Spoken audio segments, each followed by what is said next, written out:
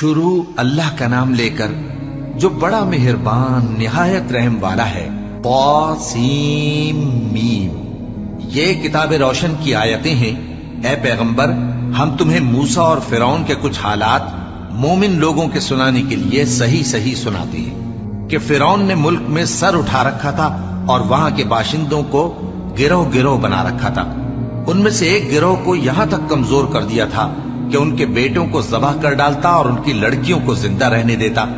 بے شک وہ مفسدوں میں تھا، اور ہم چاہتے تھے کہ جو لوگ ملک میں کمزور کر دیے گئے ہیں ان پر احسان کریں اور ان کو پیشوا بنائیں اور انہیں ملک کا وارث بنائیں، اور ملک میں ان کو قدرت دیں، اور فرعون اور حامان اور ان کے لشکر کو وہ چیز دکھا دیں جس سے وہ ڈرتے تھے۔ اور ہم نے موسیٰ کی ماں کی طرف وحی بھیجی کہ اس کو دودھ پلاؤ، پھر جب تم کو اس کے بارے میں کچھ خوف پیدا ہو تو اسے دریا میں ڈال دینا، اور نہ تو خوف کرنا اور نہ رنج کرنا، ہم اس کو تمہارے پاس واپس پہنچا دیں گے اور بعد میں اسے پیغمبر بنا دیں گے۔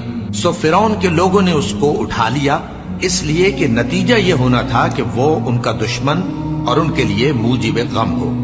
بے شک فرعون اور حامان اور ان کے لشکر غلطی پر تھے، اور فرعون کی بیوی نے کہا کہ یہ میری اور تمہاری دونوں کی آنکھوں کی ٹھنڈک ہے، اس کو قتل نہ کرنا، شاید یہ ہمیں فائدہ پہنچائے یا ہم اسے بیٹا بنا لیں۔ اور وہ انجام سے بے خبر تھے۔ اور موسیٰ کی ماں کا دل بے قرار ہو گیا۔ اگر ہم ان کے دل کو مضبوط نہ کر دیتے تو قریب تھا کہ وہ اس غم کو ظاہر کر دیتی۔ ہم چاہتے تھے کہ وہ مومنوں میں رہیں، اور والدہ موسیٰ نے اس کی بہن سے کہا کہ اس کے پیچھے پیچھے چلی جا، تو وہ اسے دور سے دیکھتی رہی، اور ان لوگوں کو کچھ خبر نہ تھی۔ اور ہم نے پہلے ہی سے اس پر دائیوں کے دودھ حرام کر دیے تھے۔ تو موسیٰ کی بہن نے کہا کہ میں تمہیں ایسے گھر والے بتاؤں کہ تمہارے لیے اس بچے کو پالیں اور اس کی خیر خواہی سے پرورش کریں۔ سو ہم نے اس طریق سے ان کو ان کی ماں کے پاس واپس پہنچا دیا تاکہ ان کی آنکھیں ٹھنڈی ہوں اور وہ غم نہ کھائیں، اور معلوم کر لیں کہ اللہ کا وعدہ سچا ہے، لیکن اکثر لوگ نہیں جانتے۔ اور جب موسیٰ جوانی کو پہنچے اور بھرپور جوان ہو گئے تو ہم نے ان کو حکمت اور علم عنایت کیا، اور ہم نیکوکاروں کو ایسا ہی بدلہ دیا کرتے ہیں۔ اور وہ ایسے وقت شہر میں داخل ہوئے کہ وہاں کے باشندے بے خبر ہو رہے تھے، تو دیکھا کہ وہاں دو شخص لڑ رہے تھے، ایک تو موسیٰ کی قوم کا ہے اور دوسرا ان کے دشمنوں میں سے۔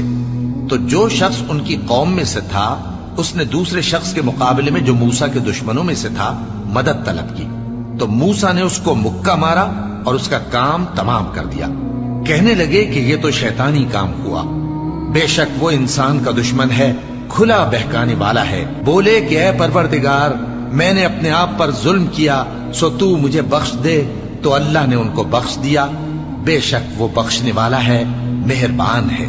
کہنے لگے کہ اے پروردگار، تو نے جو مجھ پر مہربانی فرمائی ہے تو میں بھی آئندہ کبھی گناہگاروں کا مددگار نہ بنوں گا۔ الغرض صبح کے وقت شہر میں ڈرتے ڈرتے داخل ہوئے کہ دیکھیں کیا ہوتا ہے، تو ناگہاں وہی شخص جس نے کل ان سے مدد مانگی تھی پھر ان کو پکار رہا ہے۔ موسیٰ نے اس سے کہا کہ تو بڑا بہکا ہوا ہے۔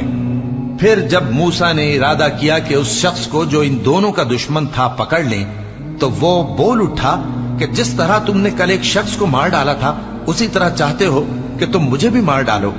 تم تو یہی چاہتے ہو کہ ملک میں ظلم و ستم کرتے پھرو، اور یہ نہیں چاہتے کہ صلح کرانے والوں میں سے ہو جاؤ۔ اور ایک شخص شہر کی پرلی طرف سے دوڑتا ہوا آیا، بولا کہ اے موسیٰ، اہل دربار تمہارے بارے میں مشورے کرتے ہیں کہ تم کو مار ڈالیں، سو تم یہاں سے نکل جاؤ، میں تمہارا خیر خواہ ہوں۔ چنانچہ موسیٰ وہاں سے ڈرتے ڈرتے نکل کھڑے ہوئے کہ دیکھیں کیا ہوتا ہے، اور دعا کرنے لگے کہ اے پروردگار، مجھے ظالم لوگوں سے نجات دے۔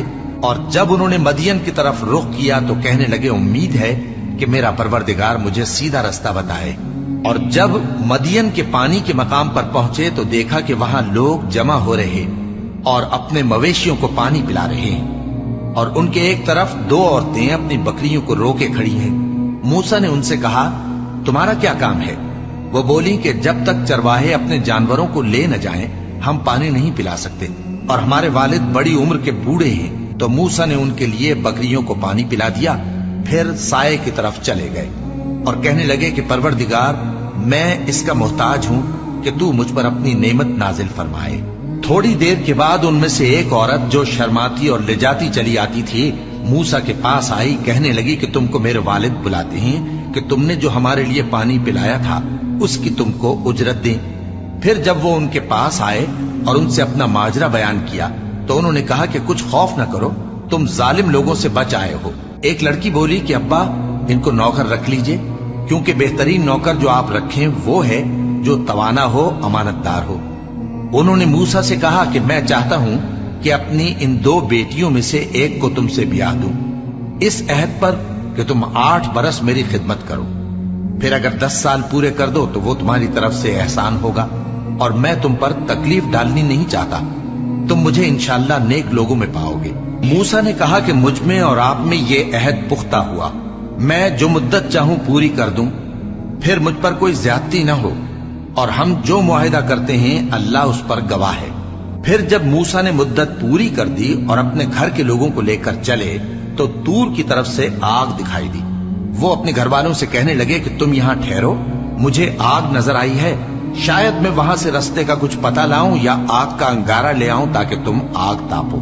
सो जब उसके पास पहुंचे तो मैदान के दाएं किनारे से एक मुबारक जगह में एक दरख्त में से आवाज आई कि ऐ मूसा, ये मैं हूं अल्लाह, तमाम जहानों का परवरदिगार, और ये कि अपनी लाठी डाल दो। सो जब उन्होंने देखा कि वो हरकत कर रही है गोया सांप है, तो पीठ फेर कर चल दिए और पीछे मुड़कर भी न देखा। फरमाया, मूसा आगे आओ और डरो मत, तुम अमन पाने वालों में हो। अपना हाथ गरीबान में डालो तो बगैर किसी ऐब के सफेद रोशन होकर निकल आएगा, और खौफ दूर करने की गरज से अपने बाजू को अपनी तरफ यानी सीने से मिला लो। ये 2 दलीलें तुम्हारे परवरदिगार की तरफ से हैं फिरौन और उसके दरबारियों के लिए, बेशक वो नाफरमान लोग हैं। मूसा ने कहा, ऐ परवरदिगार, उनमें का एक शख्स मेरे हाथ से कत्ल हो चुका है, सो मुझे खौफ है कि वो मुझको मार डालेंगे, और हारून जो मेरा भाई है उसकी जबान मुझसे ज्यादा फसी है, तो उसको मेरे साथ मददगार बनाकर भेज कि मेरी तस्दीक करे। मुझे खौफ है कि वो लोग मेरी तकजीब करेंगे। फरमाया, हम तुम्हारे भाई के जरिए तुम्हारे बाजू को मजबूत करेंगे और तुम दोनों को गलबा देंगे, तो हमारी निशानियों के सबब वो तुम तक पहुंच न सकेंगे। तुम दोनों और जिन्होंने तुम्हारी पैरवी की वही गालिब रहेंगे। फिर जब मूसा उनके पास हमारी खुली निशानियां लेकर आए तो वो कहने लगे कि ये तो जादू है जो इसने बना खड़ा किया है, और ये बातें हमने अपने अगले बाप दादा में तो कभी सुनी नहीं। और मूसा ने कहा कि मेरा परवरदिगार उस शख्स को खूब जानता है जो उसकी तरफ से हिदायत लेकर आया है और जिसके लिए आकिबत का घर यानी बहिश्त है, बेशक जालिम कामयाब नहीं होंगे। और फिरौन ने कहा कि ऐ अहले दरबार, मैं अपने सिवा किसी को तुम्हारा खुदा नहीं जानता, सो ऐ हामान, मेरे लिए गारे को आग लगाकर ईंटें पका दो, फिर एक ऊंचा महल बना दो ताकि मैं मूसा के खुदा की तरफ चढ़कर उसे झांक लूं, और मैं तो उसे झूठा समझता हूं। और वो और उसके लश्कर मुल्क में नाहक मगरूर हो रहे थे और ख्याल करते थे कि वो हमारी तरफ लौट कर नहीं आएंगे, तो हमने उसे और उसके लश्करों को पकड़ लिया। आखिर हमने उन्हें समंदर में फेंक दिया, सो देख लो कि जालिमों का कैसा अंजाम हुआ। और हमने उनको पेशवा बनाया था, वो लोगों को दोज़ख की तरफ बुलाते थे, और क़यामत के दिन उनकी मदद नहीं की जाएगी, और इस दुनिया में हमने उनके पीछे लानत लगा दी, और वो क़यामत के रोज भी बदहालों में होंगे। और हमने पहली उम्मतों के हलाक करने के बाद मूसा को किताब दी जो लोगों के लिए बसीरत और हिदायत और रहमत है, ताकि वो नसीहत हासिल करें।